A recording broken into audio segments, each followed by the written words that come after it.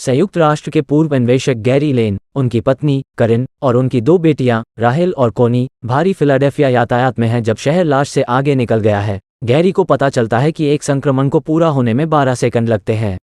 जैसे ही अराजकता फैलती है, लेन नेवार्क भाग जाते हैं और एक जोड़े और उनके छोटे बेटे टॉमी के साथ एक अपार्टमेंट में शरण लेते हैं।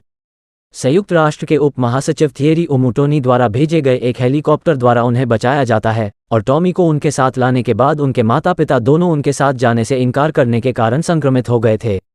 समूह को अटलांटिक महासागर में अमेरिकी नौसेना के जहाज पर लाया जाता है, जहां वैज्ञानिक और सैन्यकर्मी प्रकोप का विश्लेषण कर रहे हैं।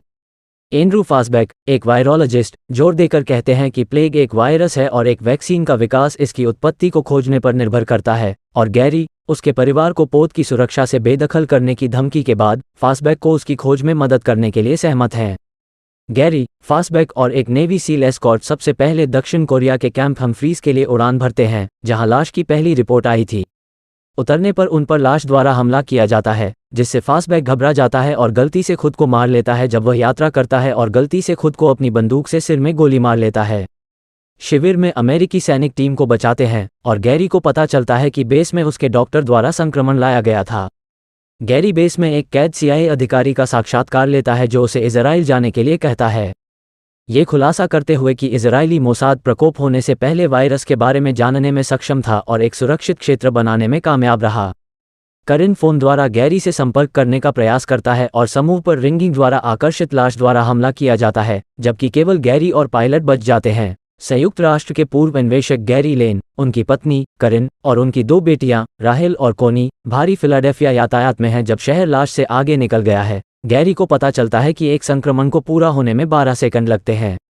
जैसे ही अराजकता फैलती है, लेन नेवार्क भाग जाते हैं और एक जोड़े और उनके छोटे बेटे टॉमी के साथ एक अपार्टमेंट में शरण लेते हैं। संयुक्त राष्ट्र के उप महासचिव थियरी ओमुटोनी द्वारा भेजे गए एक हेलीकॉप्टर द्वारा उन्हें बचाया जाता है और टॉमी को उनके साथ लाने के बाद उनके माता पिता दोनों उनके साथ जाने से इनकार करने के कारण संक्रमित हो गए थे। समूह को अटलांटिक महासागर में अमेरिकी नौसेना के जहाज पर लाया जाता है, जहां वैज्ञानिक और सैन्यकर्मी प्रकोप का विश्लेषण कर रहे हैं। एंड्रू फासबेक, एक वायरोलॉजिस्ट, जोर देकर कहते हैं कि प्लेग एक वायरस है और एक वैक्सीन का विकास इसकी उत्पत्ति को खोजने पर निर्भर करता है, और गैरी उसके परिवार को पोत की सुरक्षा से बेदखल करने की धमकी के बाद फासबेक को उसकी खोज में मदद करने के लिए सहमत हैं। गैरी, फासबेक और एक नेवी सील एस्कॉर्ट सबसे पहले दक्षिण कोरिया के कैंप हम्फ्रीज के लिए उड़ान भरते हैं, जहां लाश की पहली रिपोर्ट आई थी। उतरने पर उन पर लाश द्वारा हमला किया जाता है, जिससे फासबेक घबरा जाता है और गलती से खुद को मार लेता है जब वह यात्रा करता है और गलती से खुद को अपनी बंदूक से सिर में गोली मार लेता है। शिविर में अमेरिकी सैनिक टीम को बचाते हैं और गैरी को पता चलता है कि बेस में उसके डॉक्टर द्वारा संक्रमण लाया गया था।